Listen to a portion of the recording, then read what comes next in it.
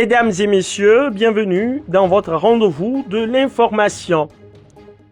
Pour l'heure, 3 sujets majeurs sont à votre agenda. En tête de journal, le pape Léon XIV a présidé ce 29 avril 2026 son audience générale place Saint-Pierre à Rome. Quel message le successeur de Pierre a-t-il adressé aux fidèles du monde entier? Nous vous rapportons l'essentiel. Plage sport, le football togolais était en fête ce 27 avril dernier. L'AS Gbolosou et l'ACK se sont affrontés en grande finale de la Coupe de l'Indépendance du Togo édition 2026, qui a soulevé le trophée retour sur une finale très attendue. Et enfin, le Togo se prépare à accueillir du 1er au 3 mai 2026 la conférence internationale de la Commission promotion humaine de Caris avec pour thème écologie intégrale et service des pauvres. Monseigneur Isaac Jogaglo figure parmi les grands intervenants attendus.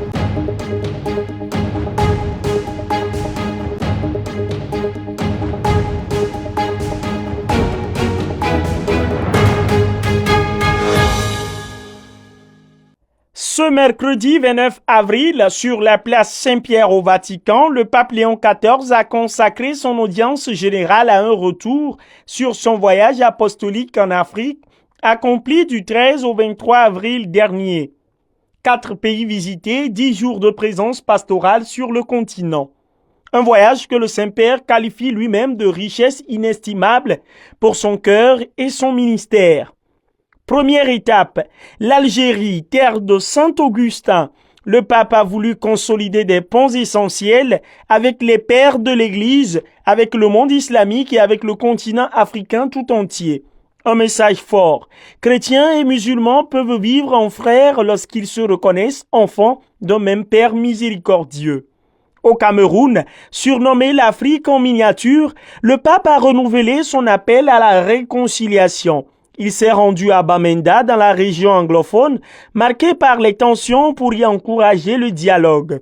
Son message dépasse les frontières du Cameroun. Il appelle à résister à toute forme de néocolonialisme et à promouvoir un développement intégral pour les jeunes générations. En Angola, c'est la joie de l'Évangile qui a frappé le pape. Il a vu des religieux de tous âges, des catéchistes dévoués, des visages de vieillards marqués par les épreuves, mais rayonnants de foi, et des fidèles danser au rythme des chants de louange au Seigneur ressuscité. Au sanctuaire marial de Mama Muxima, mère du cœur, le pape a senti battre le cœur du peuple angolais. Dernière étape de son voyage apostolique en Afrique, la Guinée équatoriale. Un moment restera gravé dans la mémoire du pape, sa visite à la prison de Bata. Des détenus ont chanté sous la pluie battante, demandant au Saint-Père de prier pour leurs péchés et leur liberté. Puis, ils ont récité ensemble Notre Père sous l'averse. Le pape y a vu un signe authentique du royaume de Dieu. En conclusion de cette audience, le pape Léon XIV a livré un message d'une grande densité spirituelle. La visite pontificale est, pour les peuples africains, l'occasion de faire entendre leur voix, d'exprimer leur joie d'être peuple de Dieu et leur espérance d'un avenir digne. Ce voyage apostolique historique du pape Léon XIV en Afrique est une vocation missionnaire qui est au cœur de notre foi. Prions pour que l'esprit de paix, de réconciliation et d'espérance semé par le Saint-Père sur notre continent porte des fruits durables. Soigner la terre, servir les pauvres. 2 urgences du monde d'aujourd'hui et une seule réponse, l'évangile vécu. Du 1er au 3 mai 2026, le Togo devient le carrefour international du renouveau charismatique catholique. Le service international de communion Caris y tient sa conférence internationale de la Commission promotion humaine au centre Sichem by Fondation, ici à Lomé. Le thème choisi est d'une brûlante actualité, écologie intégrale et service des pauvres. Un thème qui fait écho à l'enseignement de l'Église de Laudate Si à Laudate Deum et qui rappelle que la foi chrétienne authentique ne peut rester indifférente ni à la détresse de la création, ni à la détresse de l'homme. Pour porter cette réflexion, des intervenants de grande envergure ont été réunis. Monseigneur Isaac Jacques Gaglot, tout juste nommé archevêque métropolitain de Lomé par le pape Léon XIV. Sa présence à cette conférence témoigne de l'engagement pastoral de notre Église locale sur les questions de justice et de promotion humaine. À ses côtés, des voix internationales, des témoins engagés, des hommes et des femmes qui vivent au quotidien ce que l'Église annonce. Cet événement n'est pas réservé aux seuls charismatiques. Il interpelle tout baptisé. Comment servir les pauvres concrètement? Comment prendre soin de notre maison commune? Des questions que le renouveau charismatique ose poser et auxquelles il cherche des réponses enracinées dans la puissance de l'Esprit Saint. 5 vies brisées par le monde, 5 vies transfigurées par le Christ. Ce dimanche 26 avril 2026, le Saint-Siège a officiellement dévoilé les 5 figures de sainteté choisies pour guider et inspirer les prochaines journées mondiales de la jeunesse prévues à l'été 2027 à Séoul, en Corée du Sud. Jean-Paul II, André Kim Taegon, François-Xavier Cabrini, Joséphine Bakita et Carlo Acutis. Des vocations diverses, des continents différents, des époques éloignées, mais un seul point commun. Ils ont accompli la volonté de Dieu avec foi, zèle et espérance au cœur de souffrances extrêmes. Qui sont-ils? Saint Jean-Paul II, fondateur des JMJ en 1984, a grandi sous l'occupation nazie et a nourri sa vocation dans un séminaire clandestin. Il a été visé par une balle et a pardonné à son agresseur, laissant à la jeunesse du monde un témoignage de miséricorde que les idéologies ne peuvent pas produire. Saint André Kim Taegon, premier prêtre catholique coréen, a été arrêté, torturé et exécuté 1 an seulement après son ordination à 25 ans à peine.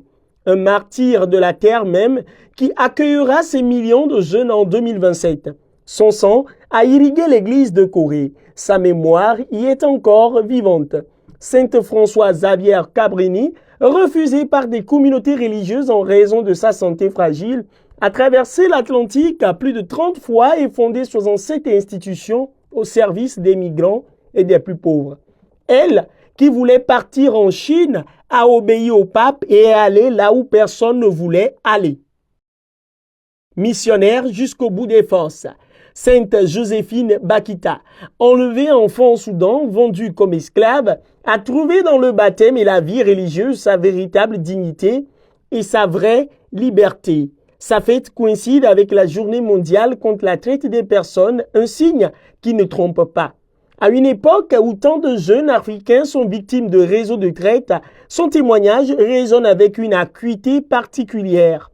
Elle dit à chaque jeune brisé, « Tu es fait pour la liberté, tu es fait pour Dieu ». Enfin, Carlo Acutis, ce jeune informaticien italien mort d'une leucémie en 2006, canonisé l'an dernier par le pape Léon XIV, a mis ses talents numériques au service de l'évangélisation et placé l'adoration eucharistique au cœur de sa vie dès l'âge de 7 ans. Il a dit un jour, « L'Eucharistie est mon autoroute vers le ciel ». À une génération noyée dans les écrans, il montre qu'Internet peut aussi être un chemin vers Dieu. Le football togolais a offert une finale digne des grands soirs ce 27 avril 2026 au stade de Kégué de Lomé à l'occasion du 66e anniversaire de l'indépendance nationale. L'AS Gbohlossou des Lacs a remporté la Coupe de l'indépendance édition 2026 aux dépens de l'association sportive des chauffeurs de la COSA ASK de Kara, actuel leader du championnat national de football de première division. Un match âprement disputé conclut sur un score nul et vierge à l'issue du temps réglementaire avant que les requins mâles ne s'imposent au tir au but 5 réalisations contre 4. Une revanche historique pour Gbohlossou des Lacs battu en finale il y a de cela 2 ans dans les mêmes circonstances. Ce 27 avril, la justice du terrain a parlé. Les requins mâles succèdent ainsi à Semassi FC de Sokoré et inscrivent pour la première fois leur nom au palmarès de cette compétition nationale. Chers téléspectateurs, merci de nous avoir suivis. SMA Togo TV, c'est votre chaîne, celle de la mission, de la foi et de l'information. Restez fidèles à notre rendez-vous.